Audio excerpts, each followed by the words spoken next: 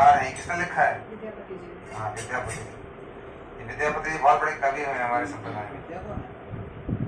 विद्यापति जी बहुत बड़े रसिक कवि हुए हैं। उन्होंने बहुत सारी माता के भक्त थे। हाँ, पहले माता माता के के भक्त थे हाँ। पहले। तो इन सब ने अपने जीवन में अनुभव किया है। में था क्या? हाँ, इसलिए आप सबको इसमें से पढ़ना चाहिए कीर्तन जो करना है। इसके बाहर से करने से ज्यादा लाभ नहीं है, एंटरटेनमेंट है, लेकिन इसमें करने से बहुत लाभ है।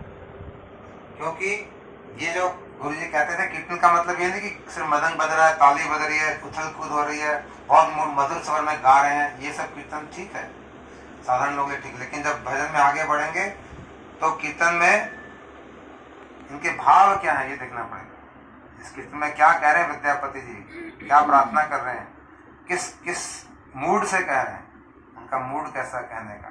इसलिए एक एक कीर्तन जो है एक एक कवि के उद्गार हैं, उसके हृदय की भावनाएं हैं। और ये कवि कोई साधारण नहीं है, ये अनुभवी लोग हैं बहुत, जीवन का जिन्होंने अनुभव देखा है, कटु अनुभव और मधु अनुभव दोनों ही।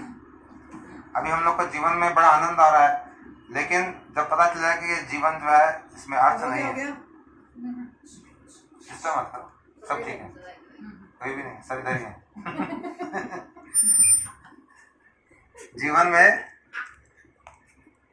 तो यहाँ कह रहे हैं माधव बहुत मिन्नती करी तो है। विद्यापति जी ने बहुत दिनों से भजन कर रहे हैं और करते करते उन्होंने माधव जी के लिए कीर्तन कर रहे हैं, बहुत मिन्नती करी तो है कि वही कर करके थक गया, करे जा रहे हैं कुछ। हे माधव मैं आपके श्रीपाद पद्मों में बहुत मिन्नती करता हूँ। और क्या कह रहे हैं, मैं आप तिल देही तुलसी तिल देही समर्पित। भगवान को कोई भी चीज समर्पित करनी होती है तो कैसे करी जाती है? तुलसी देके, बिना तुलसी कुछ लेते नहीं भगवान। ठाकुर जी को अगर भोजन देना है तो कैसे देंगे? तुलसी देंगे, बिना तुलसी के। यहाँ ये कह रहे हैं विद्यापति जी कि मैं खुद ही आपको समर्पित होगा तुलसी देके अपने ऊपर। अरे वाह, देही तुलसी और तिल भी ठाकुर जी को पसंद है। तो कह रहे क्या आपको खाना वाना खिलाऊं, मैं खुद ही आपके प्लेट में आ गया हूँ, मेरे को ही ले लो पूरे के पूरे। ऐसा समर्पण है, ये समर्पण है। भक्तों को ऐसा समर्पण करना पड़ता है। भगवान की प्राप्ति समर्पण के बिना नहीं होती। जब तक हम बचा के रखेंगे, दबा के रखेंगे, छुपा के रखेंगे, तब तक भजन नहीं होगा। खोल के, लुटा के, दे के, समर्पित करके, छोड़ के, बांध के, पढ़ के, टाइट कर नहीं होगा। इसलिए यहाँ पे इन्होंने पूरा खोल दिया। कहते मैं अपने आप को ही चढ़ गए प्लेट के ऊपर, तुलसी लगा के अपने सिर के ऊपर। देही तुलसी दिल देही तुलसी तिल देह समर्पित। ये सबसे हमारी इंपॉर्टेंट चीज जीवन में क्या है? ये शरीर है। इसके लिए हम लोग दिन रात भागते हैं चारों तरफ। इसके लिए कुछ मिल जाए, इसके लिए कुछ घर मिल जाए, इसके लिए कुछ गाड़ी मिल जाए, इसके लिए खाने को मिल जाए, जीव के लिए मिल जाए, सबके लिए मिल जाए। इसीलिए तो सारी भागा दौड़ है पूरे जीवन भर। आवाज आ रही? चेंज हो गई क्या? आ रही बस। मेरे लिए चेंज हो गई थोड़ी, कम हो गई। यहाँ ठीक है, अब ठीक है।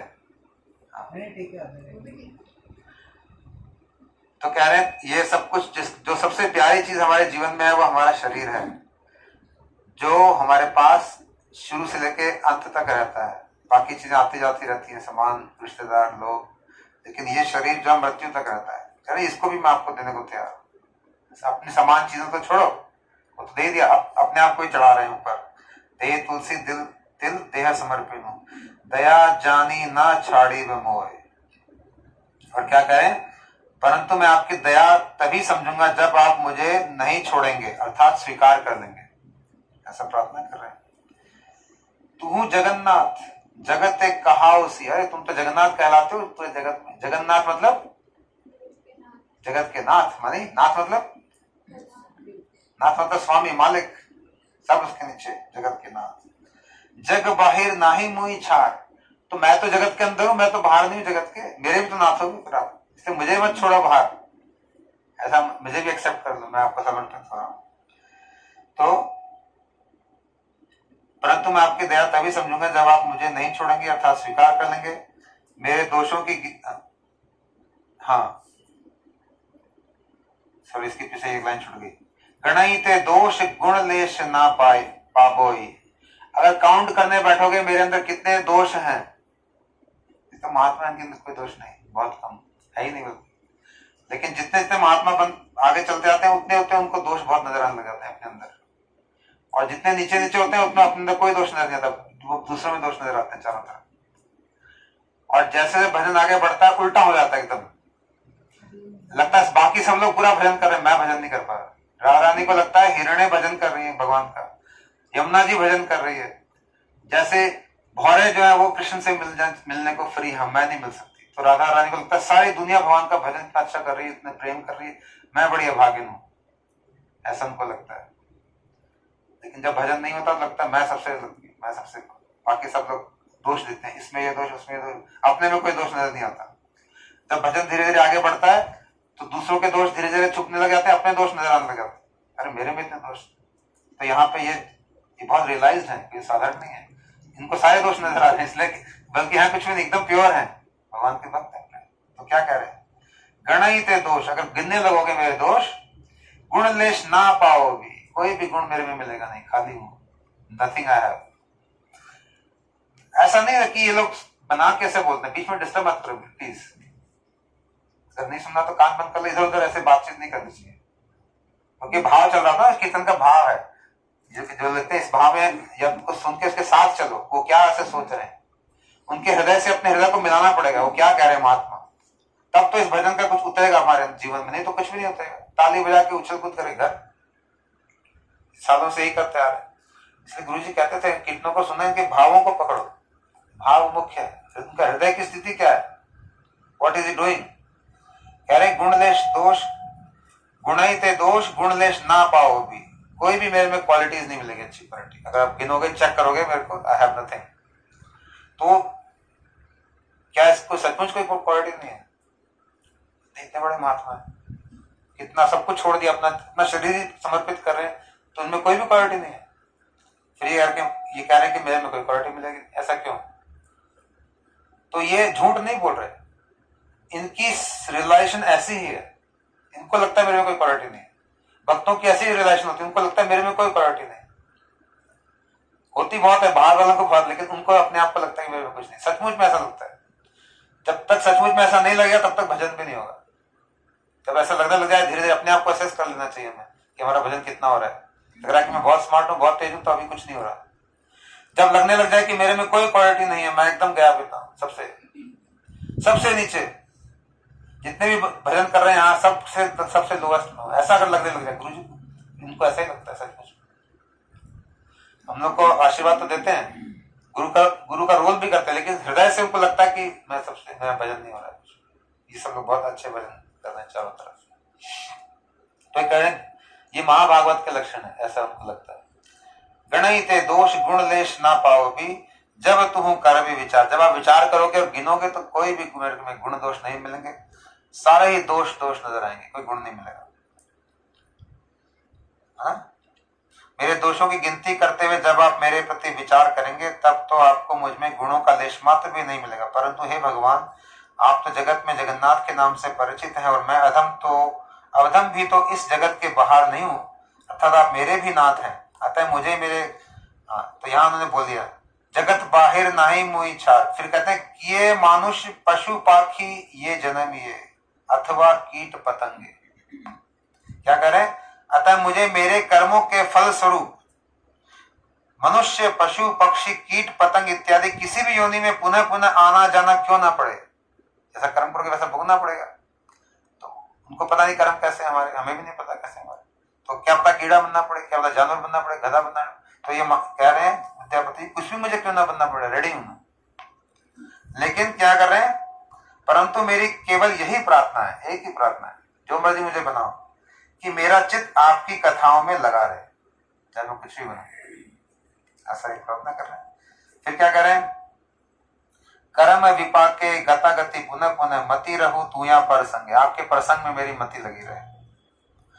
भनये विद्यापति अतिशय कातर तरैत इह भव सिंधु। कातर होकर, ये कातर होना बहुत जरूरी है भजन में। कातर मतलब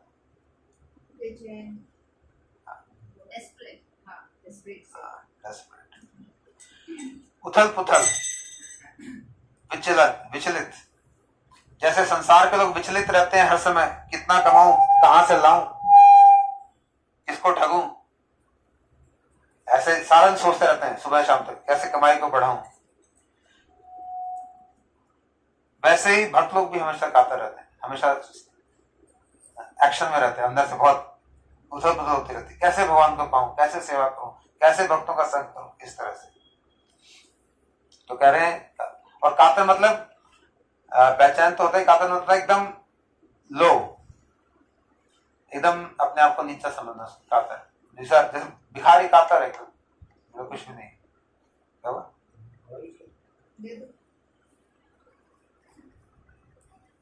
तो कह रहे हैं कि कातर होकर यह विद्यापति भव सिंधु से पार होने के लिए आपके चरण कमलों को अवलंबन करके आपसे प्रार्थना करता है कि हे दीनबंधो, आप अपनी कृपा का कम से कम तिल मात्र ही मुझे प्रदान करें।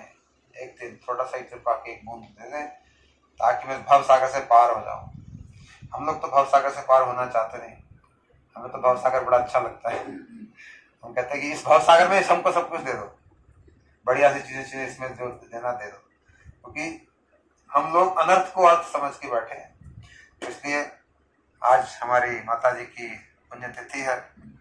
कौन से साल हो गया? 12 से 22, 10 साल। तो भैया जगत में बहुत सारे प्रेम हैं, हम लोग भी ठाकुर जी से प्रेम करते हैं, लेकिन जगत में जो माँ का प्रेम बताया गया वो बहुत ही अनुपम, और जो प्योर लव है, इसको जिसकी डेफिनेशन किसी को याद है?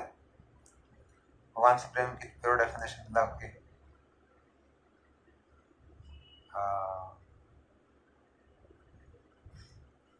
कुछ इच्छाएं ना हो, सिर्फ देना, देने का, लेने की लालसा नहीं होनी चाहिए। अनुकूलन कृष्ण अनुशीलम भक्ति उत्तम। उत्तम भक्ति क्या डेफिनेशन है? फर्स्ट लाइन याद आ रही। ज्ञान कर्मादि अनावृतम। फर्स्ट लाइन क्या है? हाँ, फर्स्ट लाइन याद आ रहा, आपको याद है? ज्ञान कर्मादि अनावृतम अनुकूल्यन कृष्ण अनुशीलनम भक्ति उत्तम। तो ये भक्ति जो है, जो ज्ञान और कर्म से अनावृत होती है और अनुकूल रूप में कृष्ण का अनुशीलन करती है। अन्याभिलाषिता शून्यम ज्ञान कर्मादि अनावृतम अनुकूल्यन कृष्ण अनुशीलनम भक्ति उत्तम। अन्याभिलाषिता, बाकी कोई अभिलाषा नहीं, निष्काम प्रेम, निष्काम, निष्काम, बिना किसी अभिलाषा तो है, पर अन्य नहीं है। हाँ, एक तो है। हाँ, वेरी नाइस, बहुत अच्छा पकड़ा, वेरी गुड। ऐसा नहीं कि अभिलाषा नहीं है, अन्य अभिलाषा नहीं है। अभिलाषा भक्तों की बहुत ज्यादा होती है, वेरी पावरफुल। ये इच्छा जो है, इच्छा ही संसार में डालने वाली, इच्छा ही संसार से निकालने वाली। तो इसलिए इच्छा जो, और ये ममता, यही संसार में डालने वाली, यही संसार में निकालने वाली। काम, यही संसार में डालने वाला, यही संसार में निकालने वाला। लोभ, यही संसार में डालने वाला, यही संसार में निकालने वाला। ये सब बेकार नहीं चीजें, बहुत अच्छी चीजें ठाकुर ने दी, लेकिन इसको यूज कैसे करना है इसके ऊपर डिपेंड करता है। चाकू दे दिया, बहुत अच्छा चीज है, सब्जी काटो, बड़ी बनाओ, या तो किसी को मर्डर करो। इस तरह से काम करो, लोभ मोह, ये सब कोई बुरा नहीं, ये सब हमारे काम की चीजें हैं, अगर हम इनको काम लेना जानते हैं तो। नहीं तो ये हमें काम ले लेंगे अगर हम इनको नहीं लेंगे तो। इसलिए तो माँ का जो प्रेम है वो बहुत ही बिना किसी अन्य अभिलाषा का होता है, स्वाभाविक, नैष्ठिकी, अपने आप, बिना कोई चाहत के, अपने आप ही होता है, नेचुरल। हमारे गुरुजी कहते हैं प्रेम करने के लिए बहुत सारे शास्त्र पढ़ने की जरूरत नहीं है, बहुत सारे श्लोक याद करने की जरूरत नहीं है, बहुत कुछ करने की जरूरत नहीं है। गाय अपने बछड़े को प्रेम करती है, कौन से श्लोक पढ़ती है? कुछ भी नहीं पढ़ती। जब बाहर से आते तो बछड़ा चाटने लगाता है, वो दूध देती है बड़े आराम से, प्रेम से। तो कहते हैं ये प्रेम है, ये नेचुरल है, हमारे अंदर भी नेचुरल है। तो ऐसे माँ का प्रेम जो जीवन में सबसे, इसका अच्छा शुद्ध प्रेम के सबसे करीब है। लेकिन कहते हैं गुरु जी का प्रेम हजारों माओं के समान, लाखों लाख करोड़ों माओं के समान, ऐसा गुरु का प्रेम, माँ के प्रेम से बहुत उन्नत। तो जो गुरु का प्रेम है वो और भी आगे है, क्योंकि हमारे गुरु जी को किसी ने पूछा कि आपको लगता नहीं कैसे कैसे लोग हम आपके पास आ जाते हैं, वो किसी से काम करते हैं, कोई क्या करता है, और आप आपके पास आके बैठते हैं, और आप इतने प्योर हो, आपको डिस्टर्ब नहीं होता देख के कि भैया कोई क्या करके आ रहा है, कोई तंबाकू खा के आ रहा है, कोई क्या करके आ रहा है, कोई चाय पीता है, कोई छोटी छोटी चीज़ों में फंसे हुए लोग, और आप एकदम उनसे ऊपर भगवान की लीलाओं में विचरण करते हैं। तो महाराज जी ने क्या कहा, अरे भैया कि जब माँ के गोद में जैसे छोटा बच्चा होता है और ऐसे लात मारता है या फिर टट्टी पेशाब कर देता है, तो माँ को गुस्सा आता है क्या? हैं? आता है? माउथ से चौटा मार। हो सकता है आजकल आता हो क्योंकि जमाना बदल गया, लेकिन माँ को आनंद आता है उसको सेवा करने में, सफाई करने में। नहीं, फिर करने में, बच्चों की सेवा करने में आनंद आता है। बल्कि जिनके बच्चे नहीं होते वो दूसरों को देख के लगते कि मैं कैसे किसी की सेवा करूं। जिन माँ के बच्चे नहीं होते उनसे पूछो जाके, किसी की टट्टी साफ करूं, कोई मिले मेरे को छोटा बच्चा, या किसी को उठाऊं गोद में, क्योंकि वो उसमें कोई परेशानी की बात नहीं। तो गुरुजी कहते हैं तुम छोटे छोटे बच्चे मेरे गोद में टट्टी पेशाब करते हो, मुझे गुस्सा नहीं आता, मुझे बुरा नहीं लगता, क्योंकि उनसे प्रेम है। दूसरे का बच्चा करे तो मुश्किल है, फिर तो कोई नहीं कह रहा कहाँ से हाथ गंदा। लेकिन गुरु क्या है, गुरु के सभी अपने हैं, वो इतनी बड़े, इतने वृहद, इतने इनका महान वो है, उनको सब अपने हैं, पूरे संसार उनका अपना बच्चा है। कोई भी आ जाए, कोई भी मिल ले, कोई भी उनसे कॉन्टेक्ट में, सभी को प्रेम करते हैं। तो ऐसे गुरु जी का प्रेम जो है बहुत ही अथाह है। और ये जो ममता है, जो हमारी ममता, मतलब ममता माने अटैचमेंट, माइनस ये मेरा है ऐसा सोच, ये बच्चा मेरा है, अपनत्व। और माँ का एकदम जैसे खराब भी बच्चा हो जाए, एकदम काला कर उठा है, एकदम आंखें भी नहीं है कुछ, तो भी वो प्रेम करेगा। वेरी गुड, क्योंकि उनका क्या है, अटैचमेंट, अपनत्व है कि ये मेरा है। इसी तरह से किसी का अटैचमेंट फोन से हो जाता है, ये मेरा है, किसी का मृदंग से हो गया, किसी जो भी चीजों से हो जाता है अटैचमेंट, अपनत्व आ गया, घर से हो गया ये मेरा है, और गाड़ी से हो गया, किसी चीज से हो सकता है, संसार की चीजों से। तो ये अपनत्व जो है, ये ममता जो है, संसार में फंसाने वाली बड़ी भयानक, इससे निकलना बड़ा मुश्किल है। गुरु जी कह रहे थे अपने, कोई भी अपने एफर्ट से इससे संसार से निकल नहीं सकता, इम्पॉसिबल। मम माया दुरत्या देवी ऐसा गुणमयी, मम माया दुरत्या मामेव ये प्रपदंते माया ऐशाम तरंती थे। भगवान गीता में कहते हैं ये मेरी जो माया है, ये मेरी माया, पहले तो कह रहे हैं, ये बहुत मुश्किल, दुरत्या, इसको पार नहीं कर सकता, ऐसा टाइट मैंने बांध रखा है। देवी ऐशाम गुणमय, ये गुणमय मानिए 3 गुण है इसके अंदर, सत्व रज तम, ये देवी है, माया देवी। देवी ऐशाम गुणमयी, मम माया दुरत्या, मेरी माया दुरत्या, बहुत मुश्किल इसको पार करना। और जो मुझको सरेंडर कर देते हैं वो उसको पार कर सकते हैं, भगवान की पावर से, अपनी पावर से नहीं।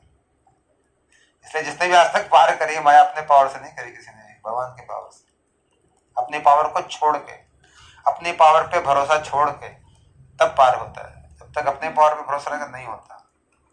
तो ये ममता जो है, जब यही ममता संसार में, परिवार में की बजाय हमारे ठाकुर जी में लगने लग जाती है, तब धीरे धीरे हमारा कल्याण होता है। और ये ममता ठाकुर जी में कैसे लगेगी, संबंध बनाना पड़ेगा उनसे, ये मेरा बेटा है, जैसे इसने कहा आज जीवने आजो जी, क्या कहा था, बाल गोविंदा। अरे भैया सुन दो, ध्यान से समझो, कीर्तन कौन सा करना है, संबंध कैसे बनाना है, सारे संबंध नहीं बना लेने एक साथ ही। हमारा गौड़ीय संप्रदाय है, इसमें साधारणतया प्रिया प्रीतम का संबंध है। गुरु जी के पास एक बहुत बड़े आए, इस्कॉन में बहुत बड़े भक्त थे, गोपाल जी को लेके आए, कहते कौन है, कहते गोपाल जी। तो उन्हें कुछ पूछा कृष्ण समय क्या कर रहे हैं, तो पता नहीं, बहुत प्रचार करते थे, कहते इनको यमुना जी में फेंक के, तो यमुना जी में छोड़ के, क्योंकि तुम्हारा संबंध क्या है, अभी संबंध जब साधारण लोगों के लिए ठीक है, गोपाल जी की सेवा करो, तो कोई संबंध नहीं है, संसार संबंध है, कुछ ना कुछ संबंध ठीक है। तो अगर तुम उनको बच्चे की तरह चाहते हो तो बच्चे की तरह सेवा करो, फिर वो सेवा अलग है। अगर वो अपने प्रिय राधा रानी की तरह सेवा करनी, राधा जी के अनुगत्य में, फिर गोपाल की सेवा नहीं होगी। फिर राधा कृष्ण की सेवा की महाप्रभु के साथ में अनुगत्य, इसलिए महाप्रभु हमारे संप्रदाय में साथ में रहते हैं, जैसे लेके आए, बहुत बढ़िया। सुनने के बाद महाप्रभु नहीं होते, क्योंकि महाप्रभु जानते नहीं होंगे कहां से भैया। जो ये महाप्रभु जो रस देंगे वो राधा रानी का रस देंगे, राधा रानी के अनुगत्य में, गोपियों के अनुगत्य में जो सेवा कृष्ण की होगी वो सबसे उन्नत है। तो पहले अपने गुरुजी ने हमें संबंध क्या दिया, उस संबंध को हम पहचाने, उसके हिसाब से अपनत्व तो बनेगा भगवान के साथ। ये मेरे क्या है, लगते क्या है, ये तो भगवान है भैया, जगन्नाथ।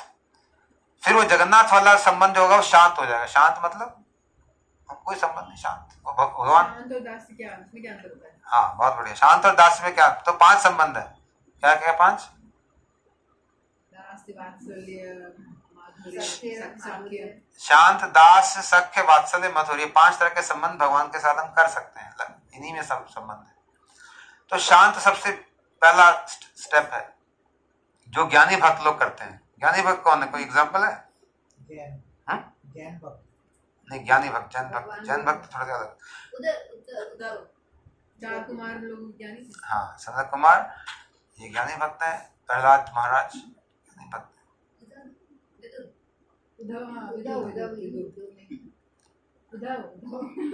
प्रहलाद महाराज, प्रहलाद जी जो है वो ज्ञानी भक्त है, उनके लिए भगवान हर जगह है, खंबे में भी है। जब उसने पूछा खंबे में भगवान, कहते हैं हाँ यहाँ पे भी थोड़ा तो निकला है। लेकिन वो भगवान को मेडिटेट करते हैं और अपने आप को छोटा उनको बड़ा मानते हैं और उनको हर जगह उनके दर्शन करते हैं, पूजा प्रार्थना करते हैं, लेकिन कोई सेवा नहीं करते कभी। शांत भक्त कोई सेवा नहीं करते, कर नहीं पाते, कैसे करेंगे? उनको पता है भगवान को सेवा चाहिए ही नहीं, इतने बड़े भगवान है। उनकी जो कॉन्सेप्शन है भगवान का वो है कि वो तो सब कुछ चलाने वाले हैं, उनको भूख नहीं लगती, उनको पेट गोश नहीं लगता, वो हर जगह है, हर रूप में है, कुछ जरूरत नहीं। नरसिंह भगवान प्रकट तो है प्रहलाद को बचाने के लिए, लेकिन प्रहलाद महाराज ने क्या उनके चरण वरण दबाए कभी? क्या पानी का गिलास पिलाया? क्या कोई सेवा करी? क्या कोई पूछा उनसे कुछ खाओगे पियोगे? आए हो तो वो तो गुस्से में थे। शांत कर, प्रहलाद महाराज ने शांत जरूर कराया, उनको गोदी में बैठे नरसिंह देव जी उनको चाटने लगे। कितनी देर के लिए मिले? थोड़ी देर, some time, only for little time, उसका चले गए। तो ये है शांत भक्त। और दास भक्त जो होते हैं, ये गुरुजी बहुत इसको डिटेल में समझाते हैं, चीजों को हर जगह समझाते थे। इनका तारतम्य पता होना चाहिए, क्योंकि हमारे गौड़ी संप्रदाय में हमको सब बताया जाता है, हर एक साधारण लोगों को नहीं पता होता, कुछ भी कर लेते हैं। ऋषि मुनि वगैरह सारे शांत वन में आएंगे? नहीं, ऋषि मुनि क्या करते हैं, जो नहीं तपस्या वाले जो योग ऐसे बैठ जाते हैं। हाँ, योग जो करते हैं वो सब भक्त कैटेगरी में नहीं आते, तो ज्ञानी हो जाते हैं। ज्ञानी भक्त नहीं होते, ज्ञानी और ज्ञानी भक्त में भी फर्क है। शांत और ज्ञानी और नीचे कैटेगरी है, कर्मी और नीचे है, कर्म योग, कर्मी तो और नीचे आएंगे, वही कर्म योगी आएंगे, कर्म योगी, ज्ञान योगी उसके ऊपर आएंगे, उसके बाद ज्ञानी भक्त आएंगे, और कर्म योगी के नीचे साधारण कर्मी आएंगे। संसार में 99% लोग होते हैं कर्मी होते हैं, कर्म योगी नहीं होते। इस तरह से तारतम्य है, हम लोग भी कर्मी हैं अभी, धीरे धीरे कर्म से कर्म योग में कोई ऐसे महात्मा मिल जाए तो भैया सीधा ही खींच सकते हैं। चैतन्य चरितामृत के मध्य लीला के 8वें अध्याय के 17वें प्यार में 8.70 हमारे रसाचार्य आय रामानंद जी कहते हैं, कृष्ण भक्ति रस भाविता मति क्रियताम यदि कुतोपि लभ्यते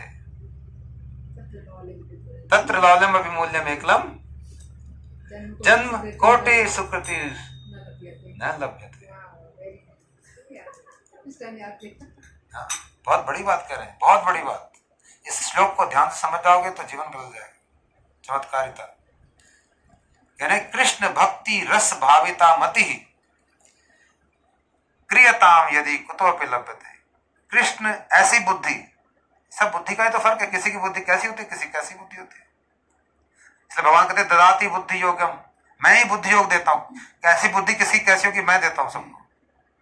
अपने आप बुद्धि चेंज नहीं होती, भगवान की कृपा से चेंज होती है, इसकी होती है।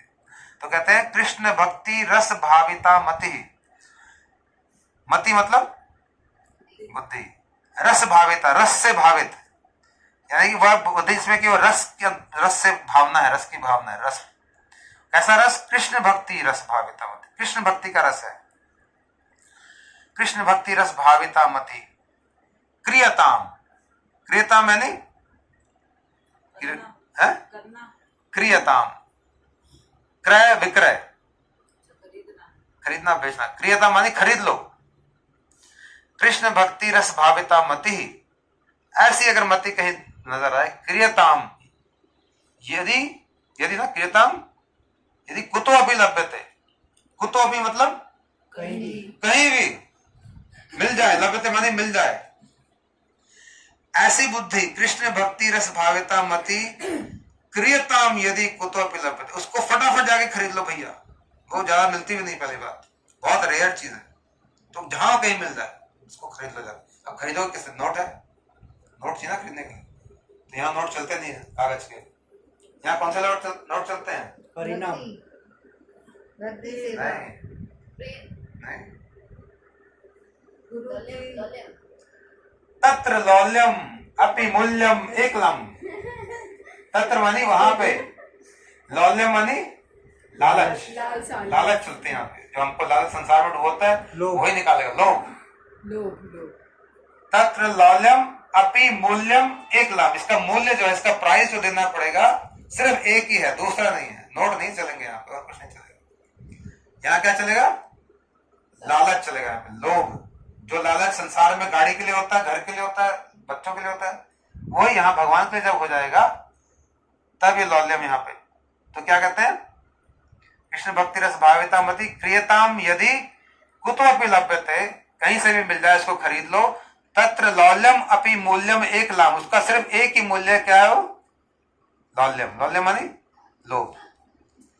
जन्म कोटि सुकृतिर न लभ्यते, कोटि मतलब करोड़, जन्म, करोड़ों जन्म की जो सुकृति, अच्छे काम तुम करके आ रहे हो, उसके फल स्वरूप भी ये नहीं मिलेगी भक्ति, नहीं मिल सकती, इम्पॉसिबल है। ये सब पूरी दुनिया को दिया, इनकी विशेषता हमारे गुरु जी की। सिर्फ लौल्यम देने के लिए आए गुरु, सबको दे दिया। लौल्यम ऐसी चीज है, इसलिए कोई अधिकार की जरूरत नहीं है। लालच के लिए क्या अधिकार है? अच्छा, आपने बाहर मर्सिडीज गाड़ी जाते हुए देखी, तूने देख ली मान ली, वैसे कोई कमाता है नहीं, लेकिन मन में आ गया साला होनी चाहिए मर्सिडीज, लालच आ गई। कोई भी क्वालिफिकेशन नहीं, कोई भी कभी काम नहीं किया। ऐसे ही अगर ये लालच भगवान की सेवा के लिए आ जाए, गुरु वैष्णव की सेवा के लिए आ जाए, क्या देख के? उनकी लीला कथा सुन के। तभी तो गुरु जी इतनी कथा सुनाते हैं, गोपियों कैसे कृष्ण की सेवा करती है, राधा रानी कैसे करती है, यशोदा मैया कैसे करती है, सखा लोग कैसे करते हैं। ये बहुत मधुर मधुर कथाएं है। इसको सुन के अगर लालच पैदा हो जाए इनमें हमें भी सेवा करने का, तो इससे इसको खरीदा जा सकता है, कृष्ण भक्ति रस भावित मति। और दूसरी जगह ब्रह्म नारदीय पुराण में 4.33 में भगवान कह रहे हैं, ब्रह्म नारदीय पुराण 4.33, भक्तिस्तु भगवत भक्त संगेन परिजायते, सत्संग प्राप्यते पुंभी सुकृते पूर्व संचिते। भक्ति का सिर्फ एक ही जगह से मिलती है, एक ही कारण से। क्या कारण से? भक्तों के संग से। भक्तों का संग किस कारण से मिलता है? नहीं, भक्तों का संग मिलता है सुकृते पूर्व संचिते, पूर्व जन्म की थोड़ी सुकृति से नहीं, बहुत सारी सुकृति इकट्ठी करके जब लाते हो, कोटि जन्म की, कोटि मतलब 1 करोड़, तब उस सुकृति से क्या होता है? भक्तों का संग मिलता है, और उस संग से भक्ति होती है। लेकिन ये भक्ति कैसी? ये जैसी गुरुजी भक्ति दी वैसी भक्ति नहीं होती, फिर वैदी भक्ति होती है। ये भक्ति तो भैया लौल्यम से होती, जो हम गुरुजी हमारे देने हैं। वो ऐसे कोई संग मिल जाए जो कि इस मति से रस में ऐसी भक्ति है, उनके साथ रह के हमें भी लौल्यम हो जाएगा, उनकी कथा सुन के, उनके मुख से कुछ वाणी सुन के, श्रवण करके। इसलिए गुरुजी की कथा हर रोज आते, उसको सुनना चाहिए नियम से, समझ में आए चाहे ना आए। वो महावाणी है। गुरुजी कल कथा में कह रहे थे, कोई लड़की बात कुछ प्रश्न पूछ रही, पुरानी कथा थी 90s की, उससे महाराज जी अकेले बहुत सरल रूप में रहते थे अपने आश्रम में, बाहर नहीं जाते थे। तो कोई लड़की थी, यंग लड़की होगी, यंग 18 साल 20 साल, गुरु से आर्ग्यूमेंट करे जा रहे, गुरु जी फिर महाराज जी जवाब दे रहे हो। तो महाराज जी क्या कहते हैं, बेटी जो मैं कह रहा हूं उसको ध्यान से सुनो, आर्ग्यूमेंट मत करो, तर्क मत करो, जो मैं कह रहा हूं उसको ध्यान से। अब ये गुरु जी की इतनी सिंपल सी 2 लाइन के शब्द हैं, बड़े गहरे विचार है इसके अंदर, इसको जरा ध्यान से इसमें बहुत विचार करने की जरूरत है। हम लोग साधारणतः अपने अहंकारवश एक दूसरे से बातें करते हैं तो दूसरों की बात कभी भी सावधानी से नहीं सुनते। आप कभी नोट करना, आपस में बातचीत हो रही होती है, एक आदमी अपना बोल रहा था, दूसरा आदमी अपना ही बोल रहा था, हो सकता है अलग अलग टॉपिक हो, ऐसा ही चल रहा होगा। वो बोलेगा मेरे घर में ऐसा, वो बोलेगा मैं वहां गई थी ऐसा हुआ, वृंदावन में, या जो भी है, उनमें कोई आपस में मेल नहीं है, लेकिन फिर भी कन्वर्सेशन चलता है, वो अपना बोल रहा है, अपना बोल रहा है, कोई सुन नहीं रहा किसी की। इसलिए हम लोग गुरु वैष्णव के साथ जाके भी ऐसे ही अपने अहंकारवश अपने बोझ को ले जाते हैं और उनके ऊपर डाल देते हैं, उनसे सवाल भी ऐसे करते हैं, उनसे बातें भी ऐसे करते हैं, और उनके पास जो माल होता है उसको लेना नहीं चाहते, हमारा ही बढ़िया ऐसे सोचते हैं। गुरु वैष्णव के पास जाओ तो भैया मुंह को बंद रखो, और प्रश्न कोई जेन्युइन है जो मन में हिला रहा है उसको पूछो, ऐसे नहीं कि पूछे जा रहे हो बिना बात में, बिना कारण से खाली पूछना है, बोलना है, ऐसे नहीं। उनकी, और जो वो मुख गुरुजी मुख खोल के कुछ बोले एक दो वाक्य, उसको बड़े ध्यान से सुनो। वो अनुभूति से संपन्न वाक्य हैं, उनके अनुभव करे हुए, उनके देखे हुए, उनके जिए हुए, वो वाक्य को बड़े ध्यान से सुनो, क्या कह रहे हैं, इसका मतलब क्या, इनका मतलब। गुरुजी ने ये जब सुनते हैं तो गुरुजी खुद मुझसे बोला कि मैं जो कह रहा हूँ बेटी उसको ध्यान से सुनो। बहुत इतनी सी बात होती है और हम चूक जाते हैं, क्योंकि हम ध्यान से सुनते नहीं, साधारण सी बात लगती है, निकल जाती है आगे, उसको पीछे छोड़ देते हैं। गुरुजी ने 20 मिनट की कथा कही, उसमें बहुत सारी गहरे गहरे तत्व की बातें कह दी, लेकिन हमने पकड़ नहीं पाए। हम सुने और हमने साधारण सी लगी निकल गई, क्योंकि हमने उसको वो गुरुत्व नहीं दिया। इसलिए गुरु को भगवान कहा गया, आगे नहीं है। आचार्य माम विजानियाम, ये कौन कह रहा है? भगवान कृष्ण स्वयं कह रहे हैं कि जो आचार्य है, जो गुरु है, उसको मैं ही समझो, मैं ही हूं। और जो अपने गुरु को भगवान नहीं समझता, वो कभी भी भजन नहीं होगा उसका, कभी भी। वो अगर साधारण व्यक्ति समझ लेगा ये तो हमारी तरह खाते हैं, हमारी तरह इनका पेट भरता है, हमारी तरह लेटरिन जाते हैं, ये करते हैं, अगर यही सब चीजें हम देखते रहेंगे बाहरी चीजों को, तो कभी भी भजन में हमारा प्रवेश नहीं हो सकता। भगवान ने उसके आगे गेट बंद कर दिया। ये पहली शर्त है भगवान की भक्ति राज्य में प्रवेश करने की।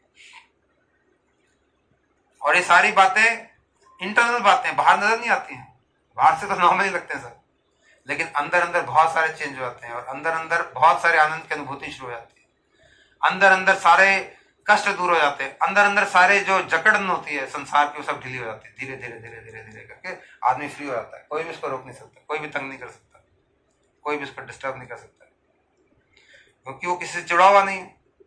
और सबकी उसकी दृष्टि ऐसी बन जाती है कि वो देखता है कि सब अपने कर्मों से जैसे भी, और भगवान की तरफ उसकी दृष्टि हमेशा बन रहती है। तो इस तरह से ये ममता भी कैसे आएगी? गुरुजी कहते हैं जो श्रीमद् भागवत कथा है, ये सिर्फ ममता देने के लिए इसका अवतरण हुआ है।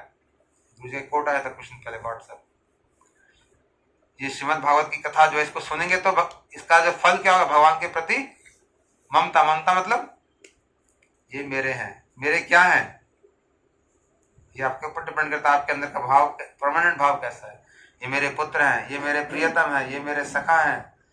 इस तरह से हम लोग भगवान से संबंध, हमारे घर में सब लोग गोपाल जी की पूजा करते हैं। हाँ, तो ये अगर तुम्हारे भावों के अनुकूल नहीं है तो इसको नहीं करना। तो गुरु जी ने दीक्षा दी है तो हम सबके एक ही भाव होने होंगे ना?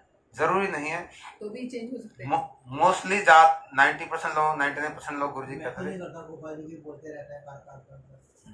किसी का भाव अलग है, मैं भी नहीं करता, ये सख्य भाव में है। हमारे पास भी कोई गोपाल जी नहीं है, मतलब उनको प्रणाम कर सकते हैं, लेकिन उनके प्रति संबंध युक्त करके हमारे राधा आता रानी भी नहीं है ना, है। आता भी नहीं मुझे बालक भाव। हाँ, बालक भाव जिसको आता नहीं उसको नहीं करना चाहिए। चेंज हो जाते हैं भाव, मुझे ऐसा लगता है। जैसे मैं पहले करती थी, मुझे बड़े, अब मैंने एक दिन सुना था माधुर्य भाव में सब भाव आ सकते हैं। जी, आ सकते नहीं, आते ही हैं। आते ही हैं। तो गोपाल जी की तो ये जो भाव जो है शांत, दास्य, सख्य, वात्सल्य और मधुर, 5 भाव जो हैं, इसमें शांत में कोई सेवा नहीं है, खाली रिलेशनशिप, संबंध है। दास में सेवा आ गई है, लेकिन दास की तरह से आई है। हनुमान जी जैसे है, हनुमान जी दिन रात सेवा करते हैं कृष्ण राम जी की, लेकिन कभी भी राम जी के साथ नहीं बैठ सकते, सेम आसन पे नीचे ही बैठेंगे। राम जी का दरबार देखो, हनुमान जी नीचे बैठे होंगे, कभी भी उनको उल्लंघन नहीं करेंगे मर्यादा का। तो शांत, दास, फिर सख्य माने सखा लोग भगवान के, वो सब मर्यादा उल्लंघन कर सकते हैं भगवान के साथ, भगवान के ऊपर, सिर के ऊपर, गोदी में कहीं बैठ सकते हैं। और सेवा जो हनुमान जी करते हैं वो भी करते हैं, दास लोग पैर भी दबाते हैं भगवान, हनुमान जी दबाते हैं, लेकिन उनकी और भी सेवा करते हैं। वो खिलाते हैं, जूठा खिलाते हैं, जूठा खाते हैं, उनका क्लोजनेस ज्यादा है। फिर वात्सल्य मानी माँ का भाव और भी ज्यादा है, माँ तो डंडे भी लगाती है, नंगा करके नहलाती भी है, कपड़े पहनाती है।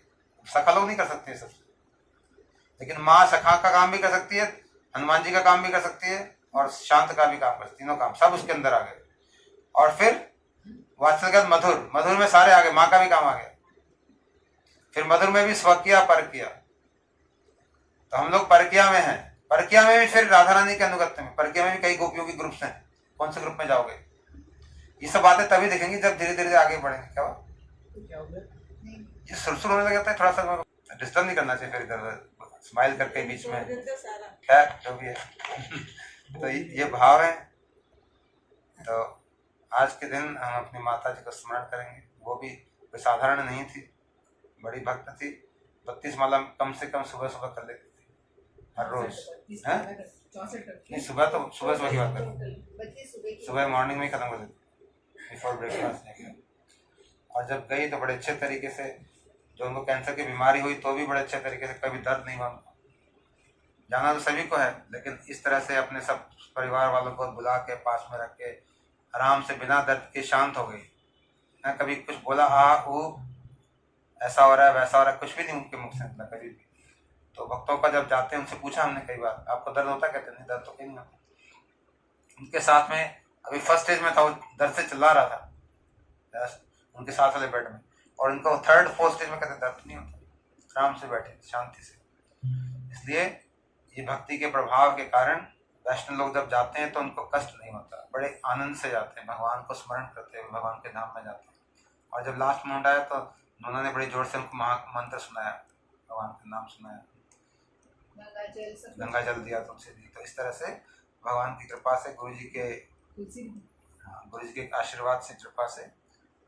और ये तुलसी की बड़ी महत्व है भैया। संसार में भगवान को पाना तो 3 चीजें जो हैं साक्षात अभी भी हैं लाइव। भगवान के जो 7 दिन जो है भगवान का संग किया, क्या क्या 3 चीजें?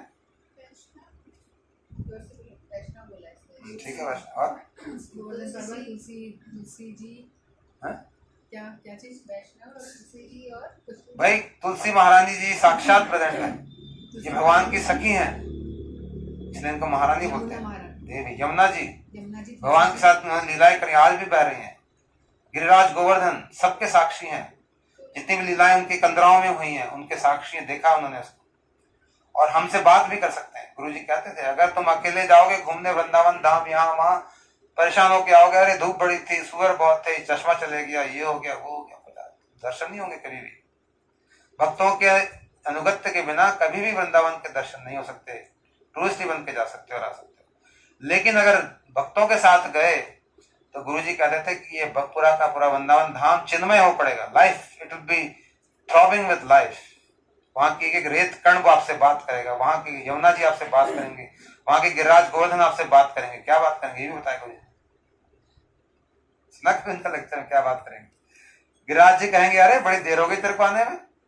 अरे थोड़ी सी देर हो गई, 5000 साल पहले आता यहाँ देखता फिर क्या तमाशा हो रहा था। यहाँ पे कृष्ण मेरे केंद्रा में डांस कर रहे थे, यहाँ गोपियां नाच कर रही थी, यहाँ पे तरह तरह की लीलाएं हो रही थी, यहाँ पे दही की हांडी फोड़ी जा रही थी, यहाँ पे डांस हो रहा था, यहाँ पे रास चल रहा था, यहाँ पे झूले बंधे हुए थे, यहाँ क्या क्या हो रहा था। थोड़ा सा तो लेट हो गया, कितना डिफरेंट है आजकल का, हम देखते कुछ भी नहीं है। थोड़ा सा तो लेट हो गया। लेकिन गिरिराज जी चाहे तो उस चीजों का दर्शन आज भी करा सकते हैं, उन्होंने दर्शन किए हैं। इसलिए हमारे गुरुजी ने गिरिराज जी की शरण लेके सारा भजन किया अपना। गिरिराज जी की शरण में बैठ के एकांत में भजन किया कई साल, और उसके बाद मठ भी बनाया गिरिराज जी के चरणों में, सबसे ऊंचा स्थान दुनिया में गिरिराज जी और राधा कुंड श्याम को। यहाँ पे राधा कृष्ण की स्वच्छंद लीलाएं होती है इनकी कंदराओं में। तो गिरिराज जी को क्या प्रार्थना करनी ये भी हमें पता होना चाहिए। ये नहीं कि वहां पे ईंट के कौन ईंट रख के घर बना के आ गए, संसार में और फंसने का अपना कार्यक्रम कराए, 100 दिन मौज चले जाएंगे इसी ईंटों। वहां जाके गिरिराज जी को प्रार्थना करनी चाहिए, जिसका आपने दर्शन किया उसका हमें भी कुछ दर्शन कराएं, ठाकुर जी की लीलाओं का, वो प्रेम का कुछ गुण हमें भी दे। हरिदास वर हैं गिरिराज जी, हरिदासों में सबसे ऊंचे हैं। और ये वृंदा देवी ये भगवान की सारी मधुर लीलाएं संपन्न कराती हैं। इनकी कृपा के बिना भगवान की कृपा नहीं हो सकती, इसलिए इनकी रोज परिक्रमा होनी चाहिए बड़े आदर से, सुबह शाम 4 बार मिनिमम हर रोज। और इनके बारे में इनका गाना चाहिए, स्तोत्र है। तो अभी जब वृंदा जी का लेक्चर में गुरुजी बताते हैं कि वृंदा मतलब तुलसी जी को शाम के टाइम पे संध्या के बाद में हिलाना डुलाना नहीं, हिलाना नहीं चाहिए क्योंकि सो जाती हैं। अपन तो हमेशा ही पूजा परिक्रमा वगैरह सब करते रहते हैं। हाँ नहीं करना चाहिए। अभी 9 बजे ना, 9 बजे के बाद सोएंगी तब तक 9 बजे के बाद? शाम के टाइम, मतलब हाँ शाम के बाद नहीं करना चाहिए। ज्यादा मूवमेंट नहीं करना। मूवमेंट नहीं करना चाहिए, तोड़ना नहीं चाहिए, ये सब नहीं करना चाहिए, क्योंकि ये साक्षात है ना, एक प्रेजेंट है। लेक्चर में आता है। हाँ। ये तो नहीं करते पहले से ही करने। तो भैया अभी हम लास्ट में सर्वप्रथम से पहले वृंदा देवी का एक अष्टक कर लेते हैं। वृंदा देवी वृंदावन में जगह देने वाली, वृंदावन की रानी है, महारानी। इनकी आज्ञा के बिना कोई वृंदावन में प्रवेश नहीं कर सकता, और वृंदावन में अगर वास चाहिए तो वृंदावन ही देंगी, वृंदा देवी ही देंगी। चाहिए कि नहीं वृंदावन में वास? चाहिए। नहीं चाहिए तो भी गा लो। चाहिए। तो